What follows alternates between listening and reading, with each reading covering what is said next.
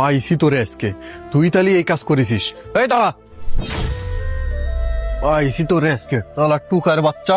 আয় তুই এদিকে। এবার আমি কিছু করিনি। তুই এদিকে আয়। ও ভাই এই করতেছেন কেন? আমি কি করেছি?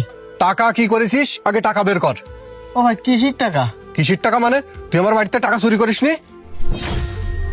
ও ভাই বিশ্বাস করেন আমি জানি না এসব কিছু। আপনার কোন জায়গায় ভুল হচ্ছে। আমি আপনার বাড়ির চারিপাশ দিয়ে এই যে বোতল খুঁটিয়ে বেড়াচ্ছি ভাই। সব চোরই এই কথা কয়। তুই ছাড়া আমার বাড়ির এই আশপাশে আজকে কেউ আসেনি। তুই টাকা চুরি করেছিস। সত্যি করে কয় টাকা কো, টাকা বের কর। ও ভাই আপনি এসব কি করছেন? আমি আপনার টাকা কি জন্যই নিতে যাব? আমি সারাদিন ধরে বোতল খুঁটি ভাই। এই বোতল খুঁটে যা হয় সেগুলো বিক্রি করি। ওই টাকা দিয়ে আমার সংসার চলে, আমি নিজেই চলি। আমি কি জন্য চুরি করতে যাবো ভাই? ভাই আপনার কোন জায়গায় ভুল হচ্ছে। আমি টাকা নিয়ে নি ভাই। এই ভুল হচ্ছে মানে?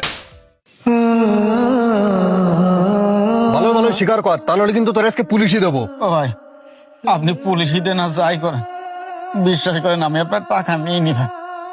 আমি আপনার টাকা নিয়ে নি। আমি যদি আপনার টাকাই নেবো তাহলে আপনার বাড়ির পাশে আমি কেন থাকবো? আমি তো মেলা আগে চলে যেতে পারতাম ভাই। আমারে সাইডে দেন ভাই, আমি আপনার টাকা নিয়ে নি।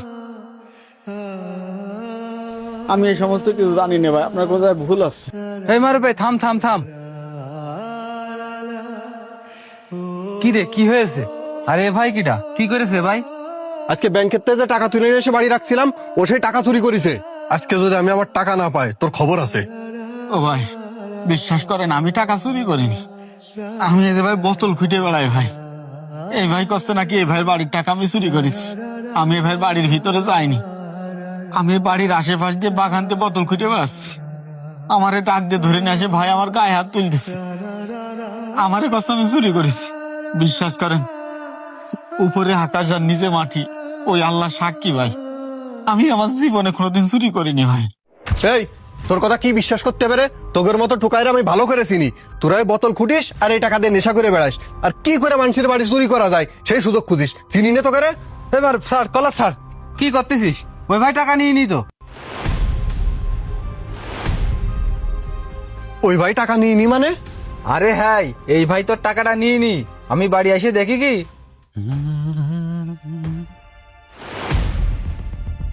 কি রে এই জায়গায় এতগুলো টাকা কার টাকায়?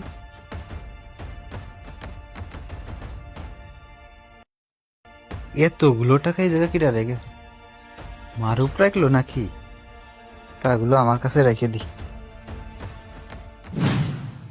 এ ফয়সাল এই দাঁড়া। কি হয়েছে ভাই? এ মারুপ কই রে? মারুপই দেখেছিস? হ্যাঁ ভাই দেখেছি, মাঝে ভাই তো একটু আগে ব্যাংকেতে আসলো।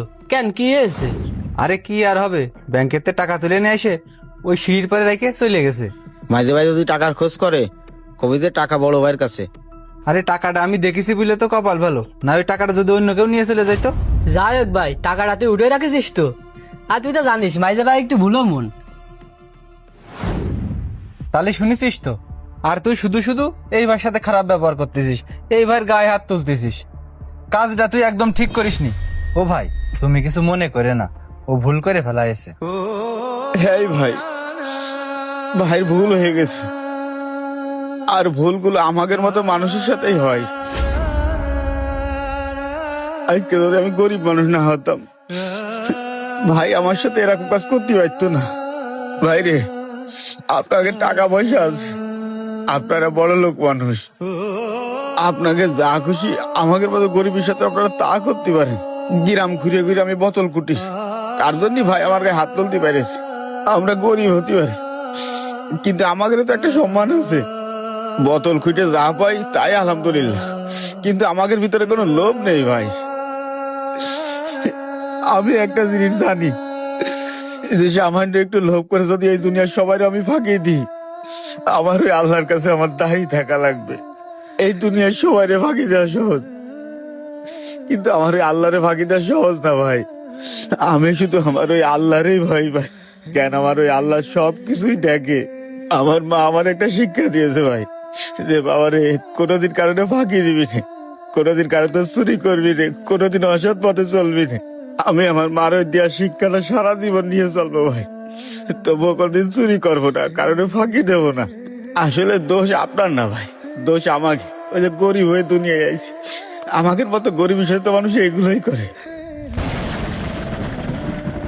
গরিব হয়ে জন্ম নেওয়াটাও যেন এই রঙিন দুনিয়ায় অপরাধ, কেননা এই রঙিন দুনিয়ায় গরিব মানুষকে প্রমাণ ছাড়া অপরাধী বানানো যায় এবং প্রমাণ ছাড়া অপমানও করা যায়। মনে রাখবেন, মানুষের সম্মান তার সম্পদে নয়, সততা এবং চরিত্রে।